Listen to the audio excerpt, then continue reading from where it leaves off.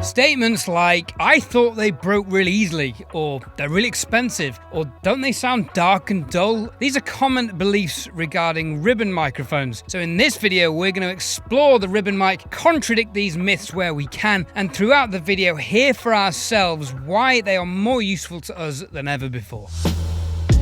But first, a brief history lesson. The ribbon microphone was invented by Telefunken in the 1920s and made famous by RCA in the 1930s with the R44A. AEA microphones effectively took over the production of these from RCA at the turn of the century and continue to handcraft ribbon microphones today in Pasadena, California. Firstly, how is a ribbon microphone different to other microphones? Time for a brief science lesson.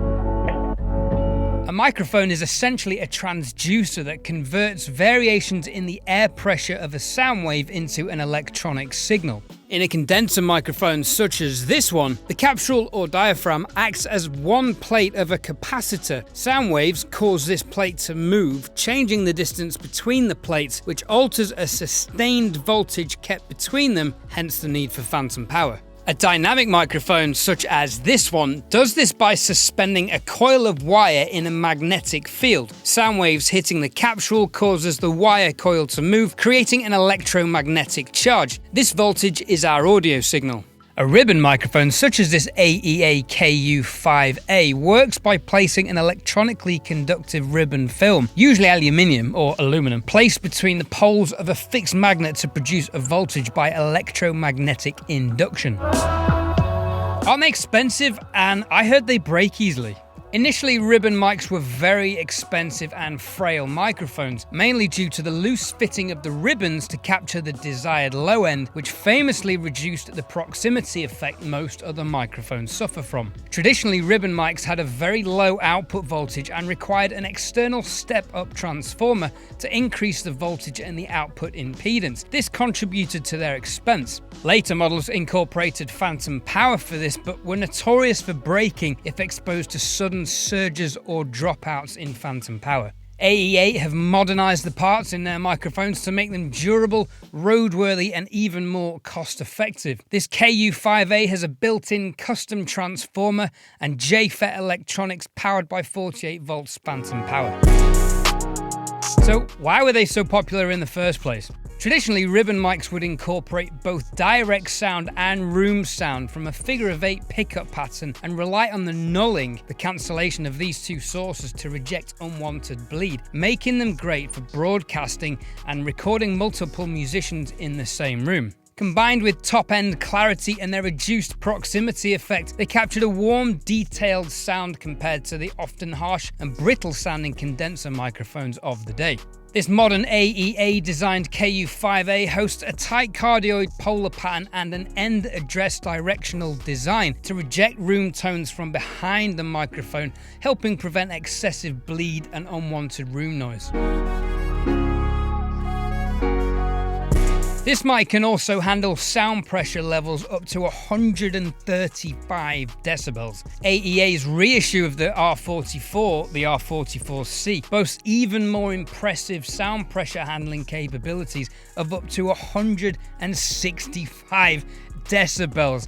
That's gonna blow your skin off. These are insanely high sound pressure levels, outperforming a lot of dynamic microphones. So if you're thinking dynamics are your go-to for drums, maybe not.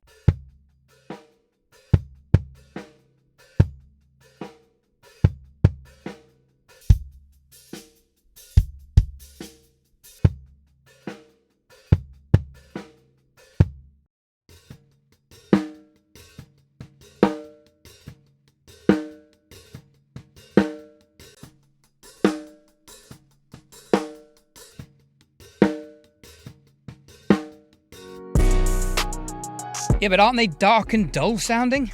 Now this is a common misconception, but have a listen to this.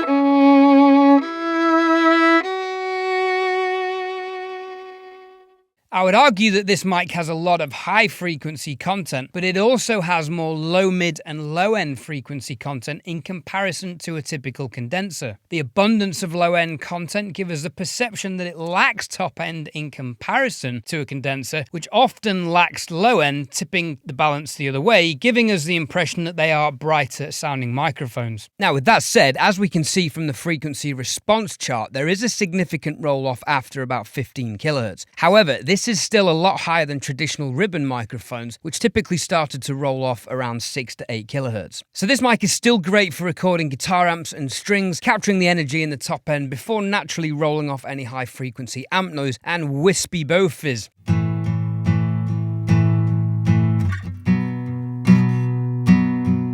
On my mind, on my mind, on my mind, on my mind, on my mind. All the time, all the time, all the time, all the time, all the time. On my mind, on my mind, on my mind, on my mind, on my mind.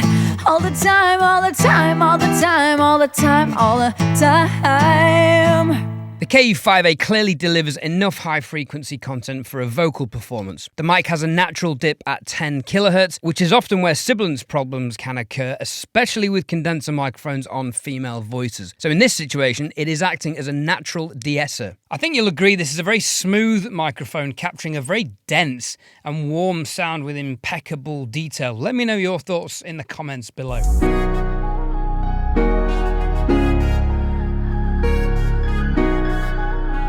So the microphone has a beautiful matte finish, which upon opening the box I think is very attractive. It is, however, quite easy to mark, which is a shame because if it's going to get marked over lots of use, it's an expensive microphone. I'd want it to look good all the time.